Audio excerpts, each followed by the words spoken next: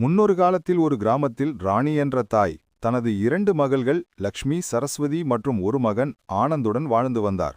ராணிக்கு மகள்களின் மீது அதீத பாசம். அவர்கள் எதை கேட்டாலும் வாங்கி தருவார். மருமகள் தேன்மொழியை எப்போதும் உதாசீனப்படுத்துவார். அவள் எவ்வளவு கஷ்டப்பட்டாலும் அவளை ஒரு பொருட்டாக மதிக்க மாட்டார்.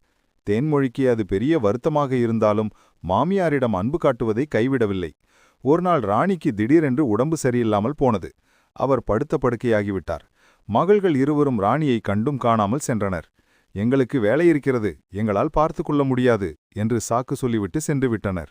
ஆனால் தேன்மொழி ராணியை ஒரு குழந்தையைப் போல பார்த்து கொண்டாள். உணவு ஊட்டுவது, குளிப்பாட்டுவது, மருந்து கொடுப்பது என்று அனைத்து வேலைகளையும் பார்த்து கொண்டாள். ராணிக்கு அவளுடைய தவறை உணர முடிந்தது. அவள் தேன்மொழியின் அன்பைக் கண்டு மனமுருகிப் போனாள். என்னை மன்னித்துவிடு தேன்மொழி, நான் செய்த தவறை உணர்ந்து கொண்டேன் என்று கண்ணீருடன் சொன்னாள். தேன்மொழி அவளை அன்புடன் தேற்றினாள். தேன்மொழி சிறுக சிறுக சேமித்த பணத்தையும் அத்தையின் மருத்துவத்திற்கு செலவு செய்தாள். இந்த சம்பவத்திற்கு பிறகு ஆனந்தும் தன் மனைவியின் மதிப்பை புரிந்து கொண்டு அவளை அன்புடன் பார்த்து கொண்டான். அப்போதுதான் அத்தைக்கு புரிந்தது, மருமகள் என்பவள் மகள் அல்ல, மகளை விட 1000 படி மேல் என்பதை புரிந்து கொண்டாள்.